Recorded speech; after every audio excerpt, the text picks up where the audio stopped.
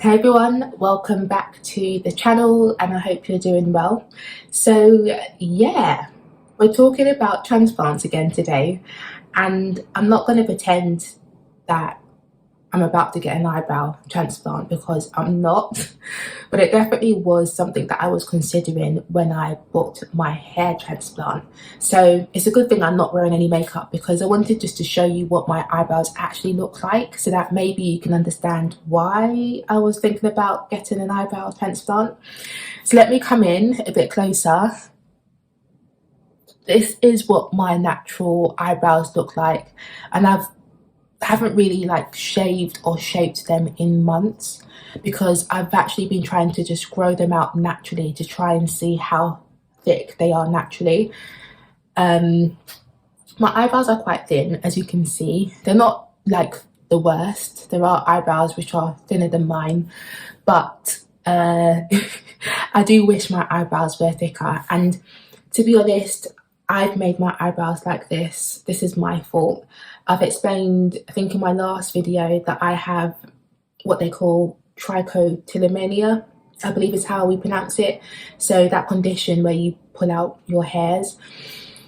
Yeah, I've been pulling, well, I don't pull out my eyebrow hairs anymore actually. This stopped when I was a child, when I was about maybe, excuse the heavy wind, I'm really sorry that it's really windy and rainy this weekend in the UK. But yeah, I used to have I used to pull out my eyebrow hairs when I was young.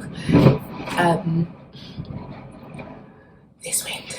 But yeah, anyway, I used to pull out my eyebrow hairs when I was young. I told you about going to school one day literally with no eyebrows and people being like, what happened to your eyebrows?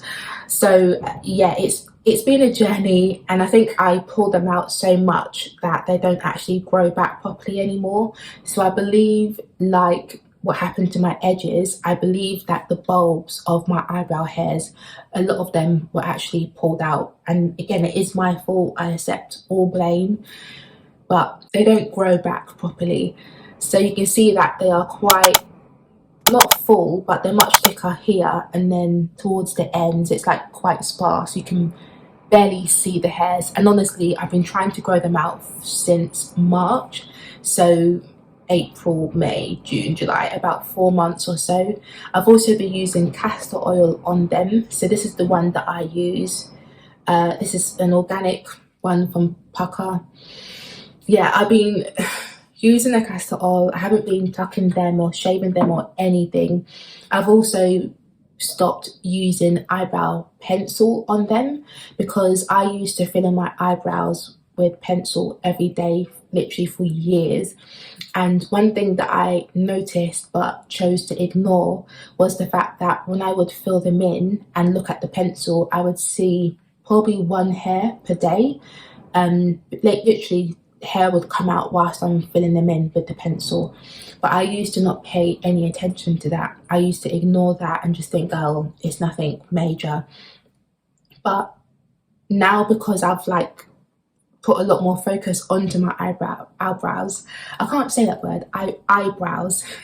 Now that I put a lot more focus onto my eyebrows, I've realized, like, gosh, Rachel, you are like ruining your eyebrows even more, because that constant trauma, like repetitive trauma to your eyebrows again and again and again, you know, dislodging those hairs, pulling them out with the pencil, etc. And then of course pulling them out when I was younger due to the trichotillomania. It's just a lot of, what's the word? It's not tension, but it's a lot of trauma to the follicles, and no wonder why my eyebrows don't grow back properly today. So there are a few things that have contributed to why my eyebrows look the way they look today, and there have been a couple of things that I've tried to do to try and, you know, not make the damage even worse. But as you can see, yeah, my eyebrows they look like they need a bit of help. So this is why I was considering getting an eyebrow transplant done in March when I booked my hair transplant. But the only reason why I didn't proceed and book it was because I was thinking, well, if they transplant the hair on my head to my eyebrows, to me it will look weird because the hair on my head is like really coily 4C hair, whereas the hairs on my eyebrows, and I'll come a bit closer so you can see, excuse my spotty skin, but yeah, the hair on my eyebrows, they're straight. So I was thinking it's going to look weird, like having some curly 4C hairs and then some straight hairs. I just thought it would look weird and it wouldn't gel and look cohesive. So that's why I decided to not like inquire about it and, you know, book an eyebrow transplant, because the hairs on my head don't match. And when I was in Turkey getting my hair transplant done, one of the guys that I met at the clinic, he actually got his eyebrows done as well. So we went we went back to our hotel. He stayed at the same hotel actually. So he had both his, was it his beard he got done or his hairline? I think he got his hairline done and then his eyebrows. Yeah, that's what he got done. So of course I was like intrigued because I was considering getting my eyebrows done. And he said that he had similar concerns to me, the fact that the hair on his head is a different texture to his eyebrows. But what they tend to do is they take hairs from like the back of your hair. So a lot of us, the texture of the hair on the back of our head, like literally in the nape area, is quite soft and not as like coily as the hair around the rest of our head. And I said, yeah, that actually makes sense, because the hair at the nape of my head is probably like a 4A texture. It's really, really soft and it's got a different curl pattern compared to the hair around the rest of my head.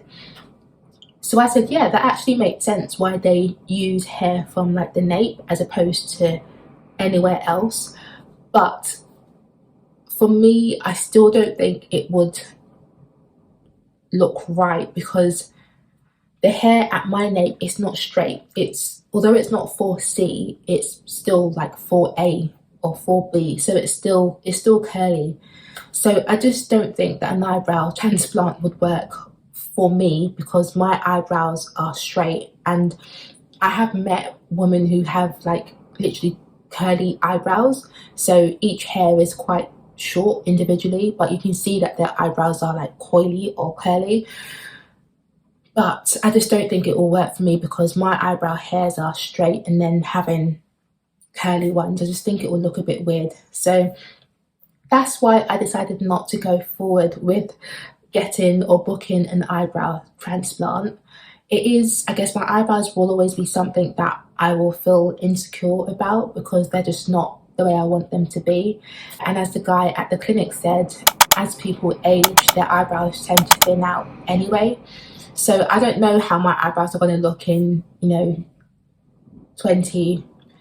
30 years. I don't know if I will live to regret my decision of not getting an eyebrow transplant, but that's the reason why I decided to not do it back in March. And that's why I've just been trying to focus more on like natural things I can do to try and just make them look the best they can look in the situation that I'm in currently. So, no longer using the eyebrow pencils to fill in my eyebrows every day, because that just like pulls out hairs as you're doing it.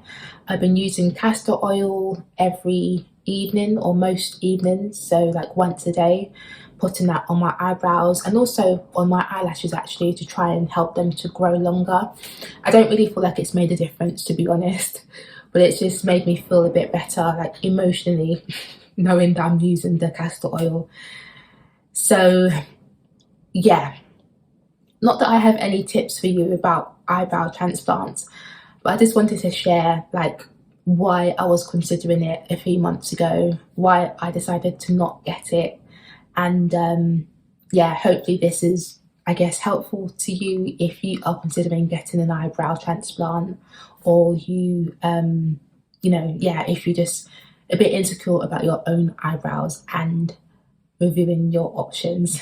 So let me know if you've got any questions below. Again, I didn't actually get an eyebrow transplant, so I can't really give you tips on that process, But yeah, let me know if you've got any questions or comments nonetheless, and like the video and subscribe to the channel for more videos about my hair journey and my hair transplant journey as well. So thank you for watching, and I will speak to you soon.